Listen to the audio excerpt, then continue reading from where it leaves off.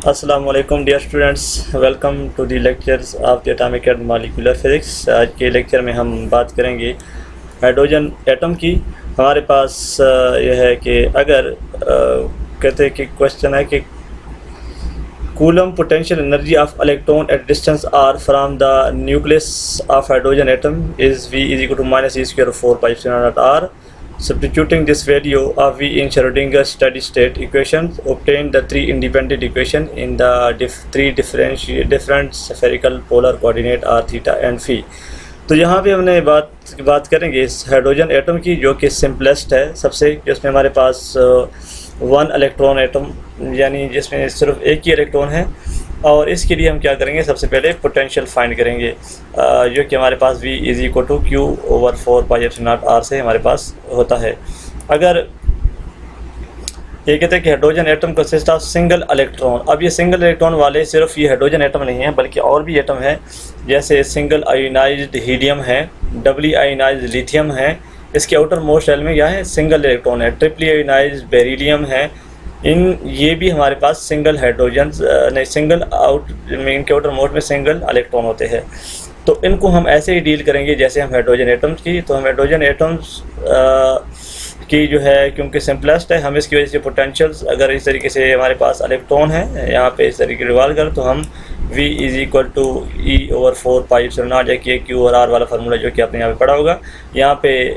इसका पोटेंशियल होगा। तो हमें श्रोडिंगर इक्वेशंस क्या करती है, इसकी जो डायनामिक्स है क्वांटम मैकेनिकली वो बताती है। हम इससे फाइंड करेंगे कि हमारे पास अगर कार्टेशियन कोऑर्डिनेट में डिस्क्राइब करें इसकी डायनामिक्स को, तो हमें 3 वेरिएबल्स रिक्वायर होते हैं जो कि X, Y एंड Z होते हैं। फिर अगर हम इसको क्वांटम यानी पोलर कोऑर्डिनेट पे जो सिमेट्री को देखें, तो हमें यहाँ पे क्योंकि स्फेरिकल सिमेट्री है तो हमें 3 coordinates R, theta and fee required होंगे, जो कि क्या होंगे, यानी जिसकी पोजीशन को डायनामिक्स को डिस्क्राइब करेंगे। द फर्स्ट कहते हैं कि ये जो हमारे पास जिनके आउटर मोस्ट में वन इलेक्ट्रॉन लाइक हाइड्रोजन, इनको हम कहते हैं हाइड्रोजेनिक एटम्स। और इनमें हमारे पास ये होते हैं कि मोर देन वन न्यूक्लियन, क्योंकि हाइड्रोजन में एक इलेक्ट्रॉन और एक प्रोटॉन होता है, जबकि इन मज़ीद जो है इनके अंदर हमारे पास न्यूक्लियन ज़्यादा होते हैं। तो हम इनके लिए एक और टर्म यूज़ करते हैं रिड्यूस मास का, जो कि अभी हम डिस्कस करते हैं। Thus a hydrogenic atom consists of Z proton and N neutron in the nucleus and only one electron in the surrounding space. The electron which carries a negative charge is bound to the nucleus which has a positive charge due to Coulomb force. The first क्या हमने potential find किया, potentials find करके हम क्या करेंगे, जो हमारे पास Schrodinger equation है उसमें हम पुट करते हैं। तो देखें यहाँ पे हमारे पास ओनली में अभी मैंने बात की कि इसमें हमारे पास जो इसमें जो हाइड्रोजन एटम है इसमें हमारे पास सिर्फ एक इलेक्ट्रॉन और एक ही प्रोटॉन होता है। तो अगर न्यूक्लियन ज़्यादा हों तो हम यूँ पहले अज्यूम करते हैं कि यहाँ पे जो न्यूक्लियस है वो रेस्ट पे है, लेकिन एक्चुअली न्यूक्लियस रेस्ट पे नहीं होता, बल्कि ये इन दोनों का जो कॉमन सेंटर है वो क्या करता है, रिवॉल्व करता रहता है न्यूक्लियस ग्राउंड में। तो हम इसके लिए टर्म होते हैं रिड्यूस मैस, और ये M/M प्रोडक्ट और मैस और सम मैस, हम इसको क्या करते हैं, रिड्यूस मैस का वर्ड्स हम इसको यूज़ करते हैं, और इनको हम क्लासिकली फाइंड भी करते हैं रिड्यूस मैस। लेकिन फिर हमारे पास यहाँ पे जो श्रोडिंगर इक्वेशन है, यानी अगर मैं इसको थोड़ा बहुत रीराइट करूँ, Schrodinger time dependent equations, the 3 dimensional wave equation in Cartesian coordinates ∇2 psi + 2m और h² E - V into psi is equal to 0।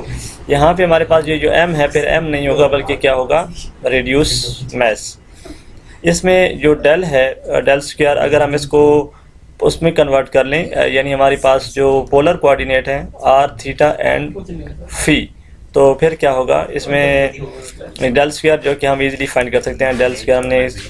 Vector and calculus में ये चीज़ें कि अगर हमारे पास कार्टेशियन कोऑर्डिनेट पे तो हम इसको पोलर कोऑर्डिनेट पे कन्वर्ट कर सकते हैं। मैं इसको यहाँ पे इस पॉइंट को डिस्कस नहीं करूँगा।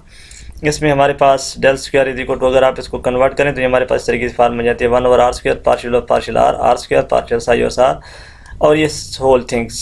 प्लस 2m और h²। E हमारे पास एनर्जी है, और V जो है हमारे पास कोई भी अगर सिंगल इलेक्ट्रॉन एटम्स हैं या कोई भी, तो हम KZe² और R हाइड्रोजन एटम के लिए हम क्या करेंगे, Z is equal to 1 substitute करेंगे। अब क्योंकि क्वांटम मैकेनिकली हम क्या करते हैं, हम कहते हैं कि जो भी मूविंग पार्टिकल इसके साथ एक वेव फंक्शन एसोसिएटेड है। तो क्लासिकली तो हम कहते हैं कि जो बोहर मॉडल है वो प्रेडिक्ट करता है कि इलेक्ट्रॉन सर्कुलर ऑर्बिट में मूव करता है, और इस टिकट इसने बात यहाँ पे फाइंड की का R is equal to n square, और हमारे पास ए नॉट होता है, यानी इलेक्ट्रॉन की इस तरीके से रेडियल, जिस तरीके से आप अवे जाते हैं तो हमारे पास रेडियस बढ़ता जाता है, और इलेक्ट्रॉन की फाइंडिंग जो है हम यानी प्रेडिक्ट कर सकते हैं कि इलेक्ट्रॉन कहाँ पे लाई कर रहा है। लेकिन क्वांटम मैकेनिकली कहता है कि जब हमारे पास आर थीटा एंड फी, तो वो प्रोबेबिलिस्टिक बात करता है कि हमारे पास प्रोबेबिलिटी है, एक्चुअल हम जो है इलेक्ट्रॉन को फाइंड नहीं कर सकते किसी पॉइंट पे। हाँ, एक ऐसे हमारे पास पॉइंट होंगे जहाँ पे आर के लॉन्ग, थीटा के लॉन्ग, फी के लॉन्ग, वहाँ क्या होगी, प्रोबेबिलिटीज़ ज़्यादा होगी और अदर पॉइंट पे हमारे पास कम होगी। तो अभी हम पहले ये जो हमारे पास इक्वेशंस है श्रोडिंगर इक्वेशन, इनको हम क्या करते हैं कि हम 3 इंडिपेंडेंट हम फंक्शन बनाते हैं डिफरेंशियल इक्वेशन, और फिर जब इनको सॉल्व करेंगे तो हमें क्या बनेंगे, डायनामिक्स होगी रेडियल डायरेक्शन में, इस तरीके से थीटा डायरेक्शन में, एंड फी डायरेक्शन में जो सर्कुलर पाथ को म्यूचुअल मोशन को कवर करेगी। तो अगर ये तीनों मोशंस यानी रेडियल के लॉन्ग, थीटा जो हमारे पास जीनत एंगल है, और फी ये क्या है इंडिपेंडेंट हो, तो हम इनको प्रोडक्ट की फॉर्म में लिख सकते हैं। एक्चुअली हमारे पास जो वेव फंक्शन है ये 3 इसमें डिपेंड करता है कोऑर्डिनेट पे, आर, थीटा एंड फी। अब इसमें देखें आर हमारे पास, अभी हम इसको इसमें कुछ डेरिवेटिव वगैरह लेते हैं और इसको ऊपर पुट करते हैं। अगर मैं इसको जूम आउट करूं ताकि ये आपको नज़र आए जी, तो हमने पहला क्या, हमारे पास जो वेव फंक्शन है हम ये अज्यूम करते हैं कि हमारे पास 3 कोऑर्डिनेट पे डिपेंड करता है, यानी ये वाला वेव फंक्शन 3 कोऑर्डिनेट पे डिपेंड करता है, आर, थीटा एंड फी। अब हमें क्या चाहिए, पहले पॉइंट्स में यहाँ पे अगर आप देखें पार्शियल साई और पार्शियल आर चाहिए, तो हम इसका डेरिवेटिव लेंगे वेव फंक्शन का विद रिस्पेक्ट टू आर, बाकी कांस्टेंट होंगे। फिर हमें क्या चाहिए, यहाँ पे पार्शियल साई और पार्शियल थीटा चाहिए, हमने इसका डेरिवेटिव लिया विद रिस्पेक्ट टू थीटा। और फिर अगर थर्ड पॉइंट पे हमें क्या चाहिए, इसका डेरिवेटिव विद रिस्पेक्ट टू फी चाहिए। कहाँ पे, ये देखें पार्शियल साई और पार्शियल फी, तो हमने इसका डेरिवेटिव विद रिस्पेक्ट टू फी लिया है। एक्चुअली हम ये जो पैरामीटर है पोलर कोऑर्डिनेट्स में, जब हमने इसको वेव फंक्शन को यानी जो डेल को कन्वर्ट किया है, डेल स्क्वायर को, तो अब हम यही चीज़ें फाइंड करते हैं, और इस जो वेव फंक्शन हमने अज्यूम किया है जो कि आर, थीटा एंड फी पे डिपेंड करता है, ये फाइंड आउट करते हैं। तो देखें हमें पार्शियल साई और partial Sai, partial theta, partial Sai और पार्शियल फी ये चीज़ें मिल गई है। अब हम क्या करेंगे, मज़ीद जो इनके जो टर्म्स हैं इनकी ये भी फाइंड करते हैं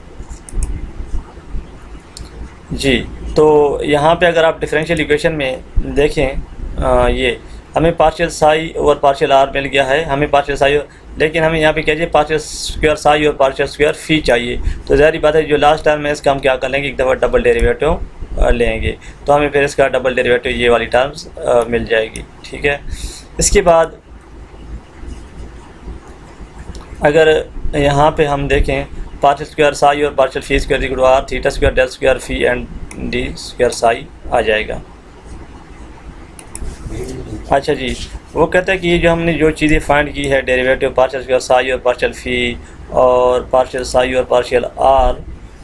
और पार्शियल साई और पार्शियल थीटा, ये हम पुट करते हैं इस डिफरेंशियल इक्वेशन में। तो जो चीज़ कांस्टेंट है जैसे थीटा फी, ये क्या आ जाएगा, यहाँ से बाहर आ जाएगा, यहाँ पे आर एंड फी ये जो इंडिपेंडेंट है ये बाहर आ जाएगा, जो डिपेंडेंस है वो हमारे पास डिफरेंशियल इक्वेशन के अंदर आ जाएगी। इससे पार्शियल स्क्वायर साई और पार्शियल फी स्क्वायर में आप देखें इसमें हमारे पास कौन कौन से इंडिपेंडेंट हैं, यानी ये चीज़ें साथ जो है आर एंड थीटा ये भी साथ बाहर आ जाएगी।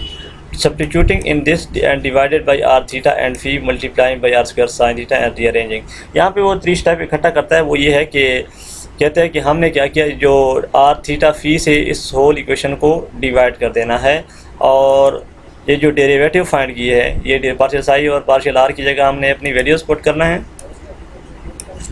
ये पार्शियल साई और ये पुट किया है, और इस तरीके से पार्शियल साई और पार्शियल थीटा ये पुट की है, और इस तरीके से इसकी भी वैल्यूज, और इस पूरे जो हमारे पास जो वेव फंक्शन था इसको हमने किससे डिवाइड किया, आर थीटा एंड फी से इसको डिवाइड किया है, और मल्टीप्लाई किससे किया है, आर स्क्वायर साइन थीटा से मल्टीप्लाई भी किया है। तो आपको पता है जब आर स्क्वायर साइन थीटा से आप पूरे को मल्टीप्लाई करेंगे तो आर स्क्वायर साइन थीटा यहाँ से कैंसिल हो जाएगा, R square sine square theta यहाँ से कैंसिल हो जाएगा, और यहाँ से R square sine square theta आ जाएगा, और नीचे आपके पास साई थीटा एंड फी आ जाएगा। यहाँ ये जो वेव फंक्शन है ये साई, इसकी जगह क्या लिखेंगे, आर थीटा एंड फी, इसकी जगह इस तरीके से इसकी जगह क्या लिखेंगे, साई की जगह आर थीटा एंड फी, और डेरिवेटिव हमने लिए हैं। तो ये कुछ इस तरीके से फार्म बन जाएगी हमारे पास, साइन स्क्वायर थीटा और r square r d u r d r this things, और ये साइन थीटा डी थीटा, ये टर्म हमारे पास इस तरीके से बन जाएगी। अब ये कहता है कि जो फ़ी वाली टर्म थी, जो इस इक्वेशन में जब हमने डिवाइड किया तो फ़ी वाली टर्म को हम दूसरे साइड पे इसमें ले गए हैं, यानी ये -1/5 d square phi and d phi square, इसको हमने दूसरी तरफ जब r square sine square theta से हमने मल्टीप्लाई किया तो ये जो लास्ट वाली टर्म थी, अगर यहाँ पे ये वाली जो टर्म है, ये वाली r square sine square theta से आपने डिवाइड किया तो यहाँ पे क्या बन गया 1, और यहाँ पे हमारे पास क्योंकि हमने आर थीटा फ़ी से डिवाइड किया तो फ़ी सर्वाइव कर गया, बाकी क्या दूसरी साइड पे हम इसको ले गए। तो ये हमारे पास ये चीज़ आ गया -1/5 डी स्क्वायर साई और d square phi and D square psi, and the left hand side of this equation is a function of r and theta. अब अगर आप यहाँ पे देखें इस इक्वेशन में, यहाँ पे ये आपके पास सोलरली आर पे डिपेंड कर रहा है, जिस तरीके से ये भी आर है, इसमें कुछ आर है और थीटा भी है, तो ये left side r and theta पे डिपेंड कर रहा है, राइट साइड किस पे डिपेंड कर रहा है, सारे की तरह फ़ी पे डिपेंड कर रहा है। तो हम इसको एक कांस्टेंट से लिख लेते हैं ml²। ये हम बाद में देखेंगे कि ml² हमने क्यों इसे ml² से लिखा है। तो इसको अगर आप थोड़ी बहुत ml² और इसको दूसरी साइड पे ले आएंगे तो ये बनेगा d square phi and D square phi plus ml² into capital phi is equal to 0। ये एक डिफरेंशियल इक्वेशन बन गई। इस तरीके से जब हमने इसको यहाँ पे लिखा तो ये इक्वेशन हमारे पास बाकी एज इट, और इसकी जगह हमने क्या लिखा ml² फ़ी। तो ये ml² फ़ी यहाँ पे ml² फ़ी है, यहाँ पे इसको आप ml² एंड फ़ी तो इज़ इक्वल टू ये इक्वेशन। अब हम क्या करते हैं, इस dividing both side by sine square theta and separating the variable R and theta, जी दोनों तरफ साइन स्क्वायर थीटा से मल्टीप्लाई करेंगे तो साइन स्क्वायर थीटा यहाँ से साइन थीटा कुछ कैंसिल हो जाएगा, यहाँ से कुछ साइन स्क्वायर थीटा वाली टर्म, और इसको बाकी जो टर्म है थीटा वाली को हम दूसरी साइड पे ले जाएंगे और आर वाली को हम सेपरेट आउट कर लेंगे। इसमें साइन स्क्वायर थीटा यहाँ से कैंसिल हो जाएगा, यहाँ से भी साइन स्क्वायर थीटा, तो ये इसको हमने सेपरेट कर लेना है आर वालों को, और बाकी ये वाली जो टर्म है ये दूसरी साइड पे आ गई है, और ml² over sign square theta ये भी हमारे पास। अब ये पूरा पार्ट है ये किस पे डिपेंड कर रहा है, ये हमारे पास आर पे डिपेंड कर रहा है, और ये जो पार्ट है हमारे पास ये किस पे डिपेंड कर रहा है, ये थीटा पे। Here again the left hand side of the equation is r dependence, at the right hand side is theta dependent। तो हम इसको एक और कांस्टेंट से नाम देते हैं l इंटू एल प्लस 1 इस पार्ट को, ठीक है। तो ml² और साइन स्क्वायर, अब इसको l इंटू एल प्लस 1 तो हम इसकी जगह क्या लिखेंगे l इंटू एल प्लस 1। तो ये हमारे पास बन जाएगा ml² और साइन स्क्वायर थीटा, इसकी जगह l इंटू एल प्लस 1 तो is equal to l into l plus 1 है ये। और फिर आप यहाँ पे देखें इस इक्वेशन में ml² और sign square theta -1 over theta, यहाँ पे ये जो साइन थीटा है ये आपके पास डेरिवेटिव भी मौजूद है, जो साइन थीटा का डेरिवेटिव होगा तो cos थीटा और साइन थीटा इसको cot थीटा बन जाएगा। तो इसकी आप डिफरेंट फार्म, अगर मैं इसको थोड़ा बहुत जूम कर लूँ ताकि ये हमारे पास थीटा वाली इक्वेशन है जिसमें आपने साइन थीटा का डेरिवेटिव लो तो cos थीटा और साइन थीटा यहाँ पे cot थीटा बन जाएगा, और फर्स्ट टर्म में आपके पास साइन थीटा को आपने सेम रखा है और साइन थीटा से एक दफ़ा कैंसिल हो जाएगा, और d square theta and D square theta capital theta और स्मॉल थीटा, और is equal to l into l plus 1 आ जाएगा। जो दूसरी हमारी पास इक्वेशन थी यानी ये वाली 1 ओवर आर डी और r square is equal to l into l plus 1 जो है कि हमने किया था, यानी इसको सारे को जब आप रिप्लेस करेंगे l इंटू एल प्लस 1 तो this side will become equal to l into l plus 1। ये हमारे पास पूरी इक्वेशन किस पे डिपेंड कर रही है, आर पे। अब इसमें जो फर्स्ट वाली जो टर्म है इसको हम क्या करेंगे, मल्टीप्लाई कर सकते हैं दूसरी साइड पे। तो ये हमारे पास इस तरीके से एक डिफरेंशियल इक्वेशन ये बन गई, एक डिफरेंशियल इक्वेशन हमारे पास ये बन गई, और एक डिफरेंशियल इक्वेशन हमारे पास ये बन गई। ये हमारे पास एजीम्यूथल एंगल के लिए है, ये हमारे पास जीनत एंगल के लिए है, और ये हमारे पास क्या है, रेडियल पार्ट के लिए। 3 डिफरेंशियल इक्वेशन, यानी जो श्रोडिंगर इक्वेशंस जो है इसको जब हमने पोलर कोऑर्डिनेट में कन्वर्ट किया है तो हमें 3 डिफरेंशियल इक्वेशन और इनकी 3 डिफरेंट सोल्यूशन होंगे, ज़ाहिर बात है, और different value of l, n और थीटा के लिए इनकी मुख्तलिफ हमारे पास सोल्यूशन होंगे जिनको हम सॉल्व करेंगे म्यूचुअली। और यहाँ पे एक दफ़ा मैं इसको फिर भी दोबारा कि जब आपने आर थीटा एंड फी से यहाँ पे लेकर जो डिपेंडेंट टर्म है उनको ये पकड़ लेगी, मतलब यहाँ पे आर वाली टर्म डेरिवेटिव से बाहर नहीं आएगी, लेकिन जो बाकी टर्म है मतलब थीटा एंड फी वाली वो आप बाहर आ जाएंगी यहाँ पे। और जब आप आर थीटा फी से डिवाइड करेंगे तो ये आपके पास आर थीटा एंड फी वाली, जिसमें आर थीटा जो बाहर आएंगी वो उसको ये कैंसिल कर लेंगे और आर वाली आपके पास इस तरीके से रह जाएगी। यहाँ से आपके पास थीटा वाली ये अंदर रह जाएगी और बाकी रेडियस एंड फी वाली बाहर रह जाएगी, वो नीचे वाली जब आप डिवाइड करेंगे तो उससे कैंसिल आउट हो जाएगा। तो आई थिंक्स कि हमारे पास आज का काफ़ी है, जिसमें हमने ये 3 डिफरेंशियल इक्वेशन हमने ऑब्टेन की। इसको हम नेक्स्ट लेक्चर में 1 बाय 1 सॉल्व करेंगे।